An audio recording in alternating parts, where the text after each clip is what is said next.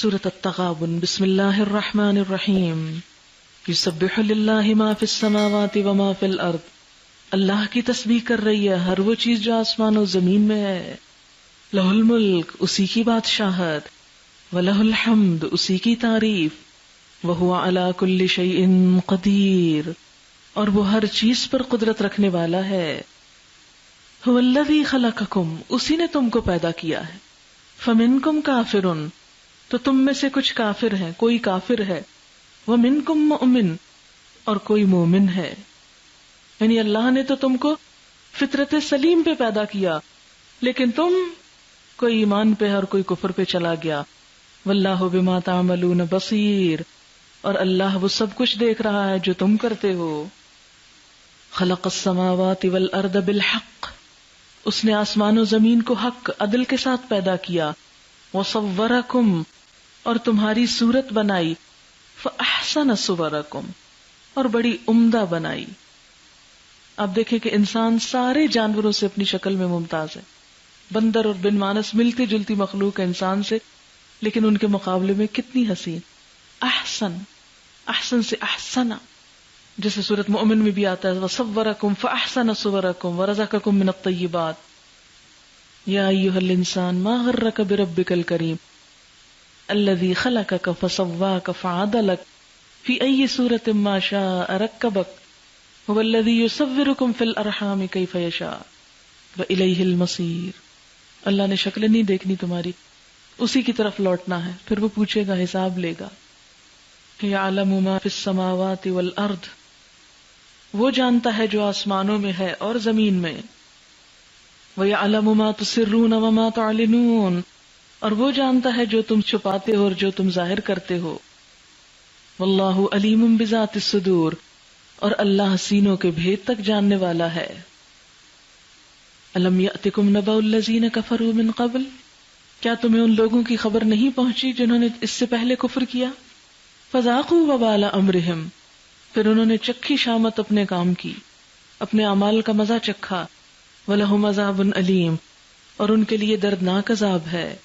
ذَلِكَ بِأَنَّهُ كَانَتْ تَأْتِيهِمْ رُسُلُهُمْ بِالْبَيِّنَاتِ، یہ اس لیے کہ آئے تھے ان کے پاس ان کے رسول کھلی نشانیاں لے کر۔ فَقَالُوا، تو وہ کہنے لگے، أَبَشَرٌ يَهْدُونَنَا، انسان ہمیں ہدایت دیں گے، بشر ہم کو ہدایت دے گا۔ فَكَفَرُوا، تو انہوں نے بات نہ مانی۔ وَتَوَلَّوْا، منہ موڑ لیا، توجہ ہی نہ کی، بے نیازی برتی۔ وَاسْتَغْنَى اللَّهُ، اور اللہ بھی بے پرواہ ہو گیا، یعنی ان کے ایمان اور عبادتوں سے۔ وَاللَّهُ غَنِيٌّ حَمِيدٌ، اور اللہ ہے ہی بے نیاز تعریف والا ہے۔ زَعَمَ الَّذِينَ كَفَرُوا أَن لَّن يُبْعَثُوا، منکرین بڑے دعوے سے کہتے ہیں کہ وہ مرنے کے بعد ہرگز دوبارہ نہ اٹھائے جائیں گے، لیکن یہ کیا ہے؟ محض گمان۔ زعم جو ہوتا ہے نا، اس کا اطلاق جھوٹ پر بھی ہوتا ہے، یعنی محض گمان ہے جس کی کوئی دلیل نہیں۔ اور جو شخص دلیل کے بغیر کوئی بات سمجھتا، کوئی عقیدہ رکھتا ہے، تو پھر اس کا انجام یہی ہونا چاہیے۔ قل بلا وربی لتبعثن، کہہ دیجئے کیوں نہیں، قسم ہے میرے رب کی، تم ضرور اٹھائے جاؤ گے۔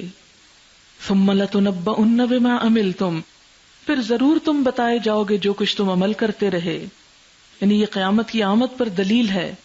کیا کہ انسان کو دنیا میں تو اس کے اعمال کا پورا بدلہ نہیں مل سکتا، وہیں پہ جا کے ملے گا، اس لیے اٹھانا ضروری ہے۔ وَذَلِكَ عَلَى اللَّهِ يَسِيرٌ، اور یہ بات اللہ پر بڑی آسان ہے، بہت آسان۔ فَآمِنُوا بِاللَّهِ وَرَسُولِهِ، تو ایمان لاؤ اللہ اور اس کے رسول پر۔ وَالنُّورِ الَّذِي أَنزَلْنَا، اور اس نور پر جو ہم نے اتارا۔ اب یہ رسول کے بعد نور کیا ہے؟ قرآن۔ واللہ بما تعملون خبیر، اور اللہ ساتھ اس کے جو تم عمل کرتے ہو خبر رکھتا ہے۔ یوم یجمعکم، جس دن وہ تم کو جمع کرے گا۔ لیوم الجمع، جمع ہونے کے دن۔ ذالک یوم التغابن، یہ ہے دن غبن دینے کا، نقصان کا دن۔ تغابن قیامت کے ناموں میں سے ایک نام۔ یوم الجمع اور یوم التغابن، ایک ہی آیت میں قیامت کے دو نام، یوم الجمع اور یوم التغابن۔ تغابن جو ہے غبن سے ہے، غبن سے بھی اور غبن سے بھی، یہ زیادہ تر خرید و فروخت اور لین دین کے معاملے میں بولا جاتا ہے۔ غبن کا مطلب ہوتا ہے کسی چیز کا خسارہ اور نقصان، دھوکہ دینا کسی کو۔ خرید و فروخت میں جو دھوکہ دے اس کے لیے کہتے ہیں غبن فلان، غبنت من حقی عند فلان، فلان شخص سے اپنا حق وصول کرنے میں مجھ سے بھول ہو گئی۔ اور غبن کا معنی ہے غفلت، بھول، اپنے حصے سے محروم رہ جانا۔ ایک شخص کا کسی غیر محسوس طریقے سے کاروبار یا باہمی معاملے میں دوسرے کو نقصان دینا، دھوکہ دے جانا۔ مفسرین نے یوم التغابن کے کئی معنی بیان کیے ہیں کہ کیوں اس کو تغابن کہا گیا۔ بعض نے کہا کہ اس روز اہل جنت اہل دوزخ کا وہ حصہ مار لے جائیں گے جو ان کو جنت میں ملتا اگر وہ جنتیوں جیسے کام کرتے۔ ہر ایک کا حصہ جنت میں بھی اور دوزخ میں بھی، جس جگہ جائیں تعمیر کرا لیں۔ بالکل ایسے ہی ہے کہ اگر آپ کا ایک پلاٹ لاہور میں بھی اور اسلام آباد میں، جس کو چاہیں تعمیر کر لیں، گھر تو وہیں بنے گا نا جہاں تعمیر کریں گے۔ دو جگہ پلاٹ ہونے سے تو کوئی فرق نہیں پڑتا۔ تو ہر شخص کا ایک پلاٹ جنت میں ہے اور ایک جہنم میں، جہاں چاہے اپنے لیے گھر بنا لے۔ اب کیا ہوگا؟ جو لوگ جنت میں چلے جائیں گے وہ جہنمیوں کے پلاٹ بھی ضبط کر لیں گے۔ تو یہ کیا ہو گیا؟ غبن ہو گیا۔ کس کا؟ جہنم میں جانے والوں کا۔ اس کے بارے میں بخاری میں حدیث آتی ہے کہ جو شخص بھی جنت میں جائے گا اسے وہ مقام دکھا دیا جائے گا جو اسے دوزخ میں ملتا اگر وہ برا عمل کرتا، تاکہ وہ اور زیادہ شکر گزار ہو۔ جو شخص بھی دوزخ میں جائے گا اسے وہ مقام دکھا دیا جائے گا جو اسے جنت میں ملتا اگر اس نے نیک عمل کیا ہوتا، تاکہ اسے اور زیادہ حسرت ہو۔ اس سے بھی پتہ چلتا کہ دونوں جگہ پلاٹس ہیں آپ کے۔ دوسری تفسیر کہ اس روز ظالم کی اتنی نیکیاں مظلوم لوٹ لے جائے گا جو اس کے ظلم کا بدلہ ہو جائیں، یا مظلوم کے اتنے گناہ ظالم پہ ڈال دیے جائیں گے جو اس کے حق کے برابر وزن رکھتے ہوں۔ اس کے بارے میں بخاری میں آتا ہے، آپ صلی اللہ علیہ وسلم نے فرمایا، جس شخص کے ذمہ اپنے کسی بھائی پر کسی قسم کے ظلم کا بار اسے چاہیے کہ یہیں سبق دوش ہو جائے، کیونکہ آخرت میں دینار و درہم نہ ہوں گے، وہاں اس کی نیکیوں میں سے کچھ لے کر مظلوم کو دلوائی جائیں گی، یا اس کے پاس نیکیاں کافی نہ ہو تو مظلوم کے گناہ اس پر ڈال دیے جائیں گے۔ گویا وہ نیکیاں جو کما کے لایا تھا، جس سے اس نے جنت لے لی تھی، وہ اس سے لے لی گئی، یعنی مظلوم کے پاس چلی گئی، تو اس کا غبن ہو گیا نا، نقصان ہو گیا۔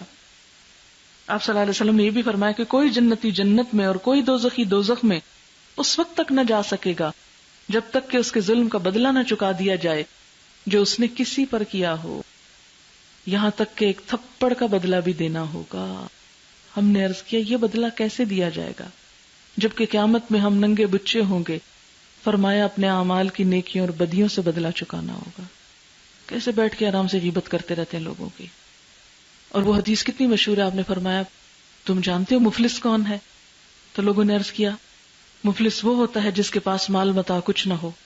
فرمایا میری امت میں مفلس وہ ہے جو قیامت کے روز نماز، روزہ، زکوٰۃ ادا کر کے حاضر ہوا مگر اس حال میں آیا کہ کسی کو اس نے گالی دی، کسی پر بہتان لگایا، کسی کا مال مار کھایا، کسی کا خون بہایا، کسی کو مارا پیٹا، پھر ان سب مظلوموں میں سے ہر ایک پر اس کی نیکیاں لے کر بانٹ دی گئیں، اور جب نیکیوں میں سے کچھ نہ بچا جن سے اس کا بدلہ چکایا جاتا تو ان میں سے ہر ایک کے کچھ کچھ گناہ لے کے اس پہ ڈال دیے گئے اور وہ شخص دوزخ میں پھینک دیا گیا۔ ایک اور حدیث میں ہے، آپ صلی اللہ علیہ وسلم نے فرمایا کسی مجاہد کے پیچھے اگر کسی شخص نے اس کی بیوی اور اس کے گھر والوں کے معاملے میں خیانت کی تو قیامت کے روز اس مجاہد کے سامنے کھڑا کر دیا جائے گا اور اس کو کہا جائے گا اس کی نیکیوں میں سے جو کچھ تو چاہے لے لے۔ یعنی ایک مجاہد جہاد کرنے گیا ہوا ہے، پیچھے سے اس کی بیوی کو بہلا پسلا لیا یا یہ کہ اس کے مال میں کچھ خیانت کر لی، تو قیامت کے دن کیا ہوگا؟ مجاہد سے کہا جائے گا اس کی نیکیوں میں سے جس نے تیرے گھر میں خیانت کی تو کیا کر، جو چاہے لے لے۔ پھر حضور صلی اللہ علیہ وسلم نے ہماری طرف متوجہ ہو کر فرمایا پھر تمہارا کیا خیال ہے، یعنی تم کیا اندازہ کرتے ہو اس کے پاس کیا چھوڑے گا؟ ایک اور تفسیر تغابن کی یوں کی گئی کہ تغابن کا لفظ چونکہ تجارت کے معاملے میں بولا جاتا ہے تو اللہ نے دنیا کس لیے دی تھی کہ ہم تجارت کریں نا، اور جو شخص دنیا میں نیکی کی تجارت کرے گا، نیکی کماتا چلا جائے گا تو قیامت تک اس کی نیکیاں بڑھتی چلی جائیں گی، اور اس طرح اس نے اپنے جان، مال، جسم، ہر چیز سے کیا کیا؟ ایک فائدہ اٹھایا۔ اور اگر اس نے غلط کام کیے تو گویا اپنی ساری صلاحیتوں کو، انویسٹمنٹ ہے نہیں ہماری، ہر چیز کا اچھا استعمال، اچھی انویسٹمنٹ ہے، تو اس نے اپنا اصل زر جو ہے وہ تباہ کر دیا. ذالک یوم التغابن ومن یؤمن باللہ ویعمل صالحا یکفر عنہ سیئاتہ، اور جو اللہ پر ایمان لایا اور نیک عمل کیے اللہ اس کے گناہ جھاڑ دے گا اور اسے ایسی جنتوں میں داخل کرے گا، یدخلہ جنات تجری من تحتها الانہار خالدین فیہا ابدا، جن کے نیچے نہریں بہتی ہوں گی، یہ لوگ ہمیشہ ہمیشہ ان میں رہیں گے. ذالک الفوز العظیم، یہی بڑی کامیابی ہے. والذین کفروا وکذبوا بآیاتنا، اور وہ لوگ جنہوں نے کفر کیا اور ہماری آیات کو جھٹلایا، اولئک اصحاب النار، یہ دوزخ والے ہیں. خالدین فیہا، اس میں ہمیشہ رہیں گے. وبئس المصیر، کتنا برا ٹھکانہ ہے. ما اصاب من مصیبت الا باذن اللہ، کوئی مصیبت نہیں آتی مگر اللہ کے اذن سے آتی. جسے پیچھے بھی پڑھا نا آپ نے سورۃ الحدید میں، تو اللہ تعالیٰ فرماتے ہیں اس سے پہلے کہ ہم اسے لائیں ہم پہلے سے ہی لکھ چکے ہوتے ہیں. ایسے موقع پر مصیبت آنے پر وَمَن يُؤْمِن بِاللَّهِ يَهْدِ قَلْبَهُ، جو اللہ پر بھروسہ کرے گا اللہ اس کے دل کو ہدایت دے گا، دل ٹھنڈا رہے گا، پرسکون رہے گا، سیدھے راستے پہ چلے گا. کوئی اللہ سے بدگمانی نہیں، کوئی حسرت نہیں، کوئی یاس نہیں، کوئی کاش کا دروازہ نہیں. کیونکہ کہتے ہیں نا جب انسان کاش کہتا ہے کاش یہ نہ ہوتا، کاش وہ نہ ہوتا، تو شیطان کو داخل ہونے کا راستہ مل جاتا ہے، پھر آگے آ کے شیطان بہکاتا چلا جاتا ہے. تو جو شخص مصیبت پہ صبر کرے گا، اللہ پہ بھروسہ کرے گا کہ کوئی بھی چیز جب انسان کے ہاتھ سے مثلا نقصان ہوتی، کوئی چیز جو چلی جاتی، اور اس موقع پر انسان یہ سوچے اللہ نے دیا اور اللہ ہی نے لے لیا، اللہ کی چیز سے امانت تھی، ختم، تو پھر کوئی غلط کلمہ نہ زبان سے نکلتا، نہ شکوہ دل میں آتا ہے، نہ انسان بلا وجہ پریشان ہوتا ہے، اور نہ اپنے وقت اور اپنی زندگی صلاحیتوں ان چیزوں کو گنواتا ہے. یہدی قلبہ، اور دل ہدایت پا جائے تو سارا عمل درست ہو جاتا ہے. واللہ بکل شیء علیم، اور اللہ ہر چیز کو جاننے والا ہے. وَأَطِیعُوا اللَّهَ وَأَطِیعُوا الرَّسُولَ، اطاعت کرو اللہ کی اور اطاعت کرو رسول کی. فَإِن تَوَلَّيْتُمْ، اور اگر تم اطاعت سے منہ موڑتے ہو، فَإِنَّمَا عَلَى رَسُولِنَا الْبَلَاغُ الْمُبِينُ، تو ہمارے رسول کے ذمہ کھلم کھلا پہنچا دینا ہے. اللہ لا الہ الا ہو، اللہ وہ ہے جس کے سوا کوئی خدا نہیں. وعلی اللہ فلیتوکل المؤمنون، اور اللہ پر چاہیے کہ توکل کرے مومن. یعنی رسول اور اس کے ماننے والے اللہ پہ بھروسہ کر کے آگے بڑھیں، کیونکہ اللہ کا کام ہے، اللہ ہی کے حوالے کریں، اللہ ہی مدد کرے گا. یا ایھا الذین آمنوا ان من ازواجکم واولادکم عدوا لکم فاحذروہم، اے لوگو جو ایمان لائے ہو، تمہاری بیویوں اور تمہاری اولاد میں سے بعض تمہارے دشمن ہیں، دشمن، میٹھے دشمن. وَإِن تَعْفُوا وَتَصْفَحُوا وَتَغْفِرُوا، اگر معاف کر دو، عفو درگزر سے کام لو، معاف کر دو، بخش دو، تو اللہ بھی غفور الرحیم ہے. اولاد ہو یا ازواج ہوں، شوہر ہوں یا شوہر کے لیے بیوی، انسان ان کے معاملے میں انتہائی کمزور ہے، انتہائی کمزور. ساری دنیا کو اصول اور ضابطے اور قاعدے سکھاتا ہے، یہاں آ کے سب بھول جاتا ہے.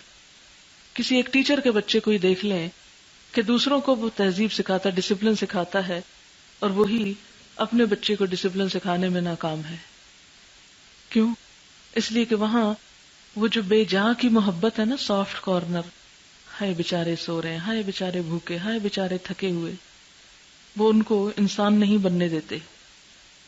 یہی دشمنی ہے کہ وہاں آ کر انسان کمزور پڑ کے سب بھول جاتا ہے. جیسے دین کے لیے نکلنے کی بات ہے، بچہ رو رہا ہے، ٹانگوں سے چمٹ رہا ہے، دوسرے بھی کہ ہائے کتنی ظالم ماں ہے، روتے بچے کو چھوڑ دیا. یہ کیسا اسلام ہے، یہ کیسا دین ہے. نماز پڑھتے وقت اور کسی کچھ دیتے وقت کیوں نہ بچوں کو دیں، کسی اور کو کیوں دیں.